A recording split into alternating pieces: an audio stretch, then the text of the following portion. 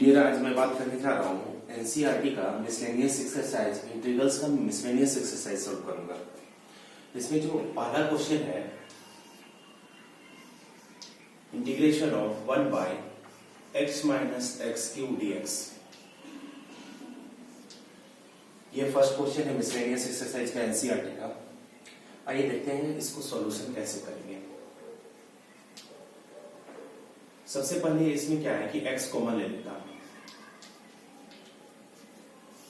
1 by x अगर common लेते हैं तो यहाँ पे क्या हो जाएगा 1 माइनस एक्स स्क्वायर dx, और ये a square minus b square पे जाएगा तो क्या हो जाएगा 1 by x into a square minus b square का होता है 1 plus x into 1 minus x dx।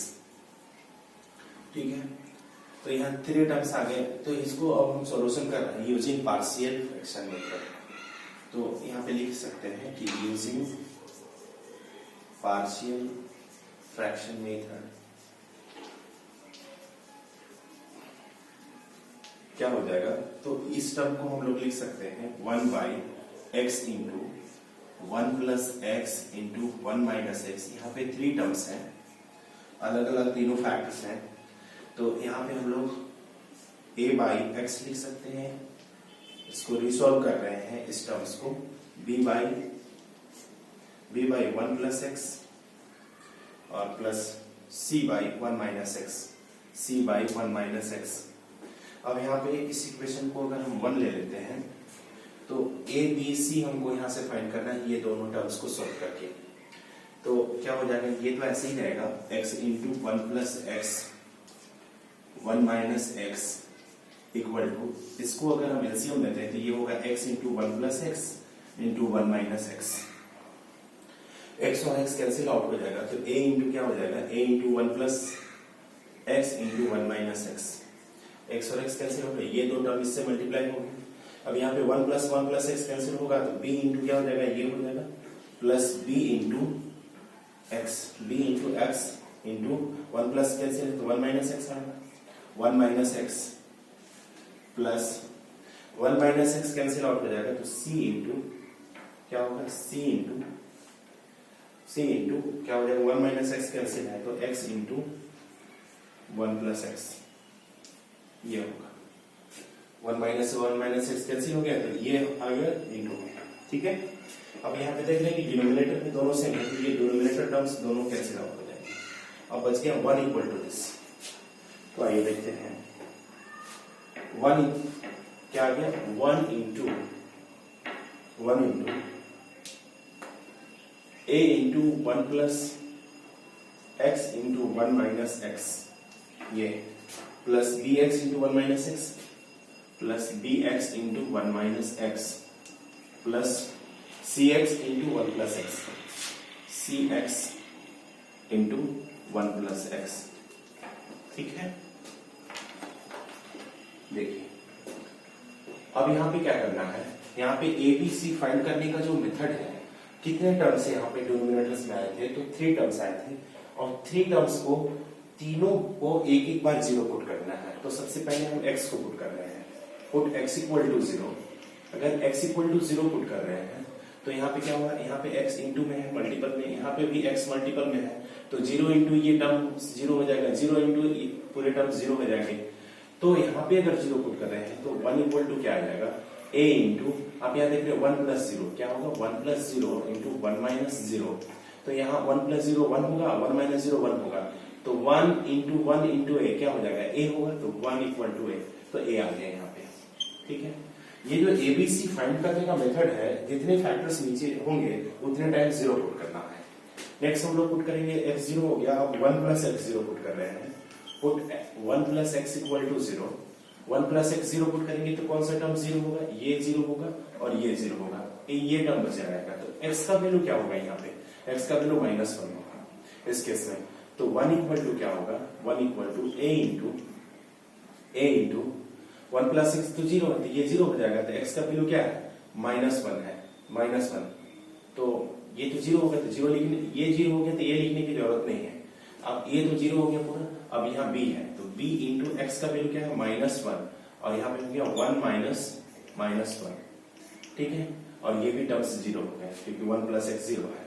तो 1 इक्वल टू क्या हो जाएगा माइनस बी, और 1 और 1 यहाँ पे क्या हो जाएगा b into minus one minus b, और माइनस माइनस प्लस क्या हो जाएगा 1 और 1 2, तो 2 हो गया। तो b इक्वल टू क्या हो जाएगा, तो यहाँ से b इक्वल टू माइनस यहाँ आ जाएगा -1/2, ये b का वैल्यू आ गया।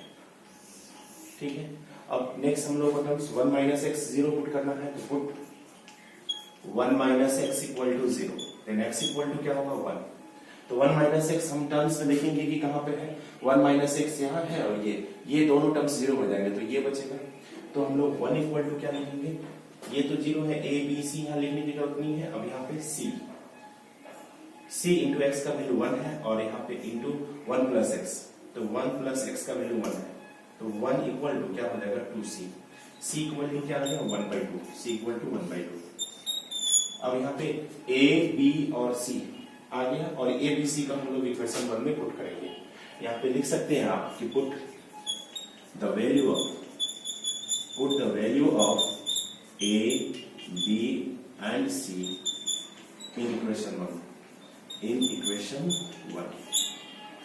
1 में पुट करेंगे, तो क्या हो जाएगा इक्वेशन 1 होगा क्या, देखिए इक्वेशन 1 जो होगा, इक्वेशन 1 बिकम्स, तो देखिए इस हम टर्म्स को हमने क्या लिखा है, इस इतना को इतना रिजॉल्व किया था। तो अब हम लोग इंटीग्रेशन के टर्म में अगर लिखेंगे इसको, तो क्या हो जाएगा इंटीग्रेशन ऑफ, देखिए a का वैल्यू क्या है 1, तो 1/x, और साथ में हमारा ये जो dx है, ये dx को भी हम लोग लिखेंगे, ठीक है, प्लस b का वैल्यू क्या है -1/2, और b का टर्म में क्या है 1 plus x dx, plus c क्या है, यहाँ पे निकाला हूं 1/2, और ये dx का क्या हो जाएगा, ये यहाँ पे क्या है इसका फैक्टर, डिनोमिनेटर में 1 माइनस एक्स dx। तो देखिए इंटीग्रेशन ऑफ फार्मूला होता है 1/x का क्या होगा log x, ठीक है। अब यहाँ पे देखिए प्लस माइनस माइनस, तो यहाँ -1/2 आ जाएगा, -1/2 ऑफ इंटीग्रेशन 1/1 प्लस एक्स, ठीक है। इस नेक्स्ट टर्म में हम इसको इंटीग्रेट करेंगे, और यहाँ पे प्लस 1/2, यहाँ पे integration of 1 minus x dx है, ठीक है।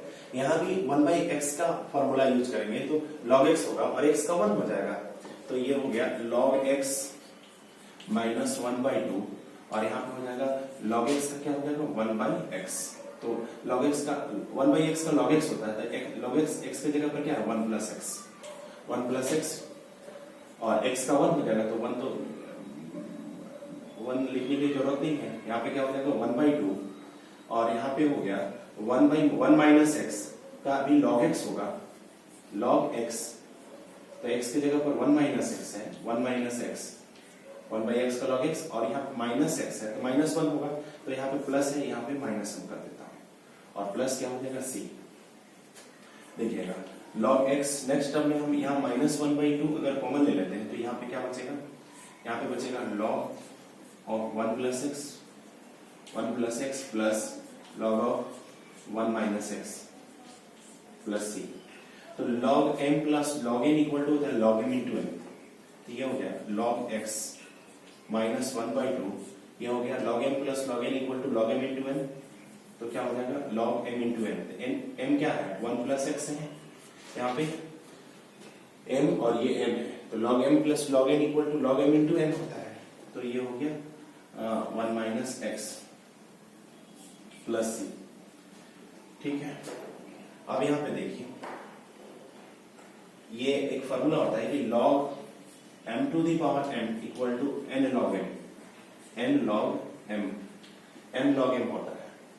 तो यहाँ पे अगर n log m है, तो इसको हम लोग पावर में भी ले जा सकते हैं, तो इसको लिख सकते हैं कि log x माइनस क्या हो जाएगा log of 1 minus x into 1 plus x, या 1 plus x into 1 minus X, ये पूरा के पावर क्या हो जाएगा 1/2, ठीक है, 1/2 प्लस c, ठीक है। अब यहाँ पे log m minus log n आ गया, ये log m और ये log n, तो log m minus log n equal to log m by n होता है, तो ये हो गया log m बाई n, तो क्या हो जाएगा, log of x by 1 plus x into 1 minus x, और ये इसके पावर क्या है 1/2 प्लस c। ओके, तो इस तरह से सॉल्यूशन कर सकते हैं।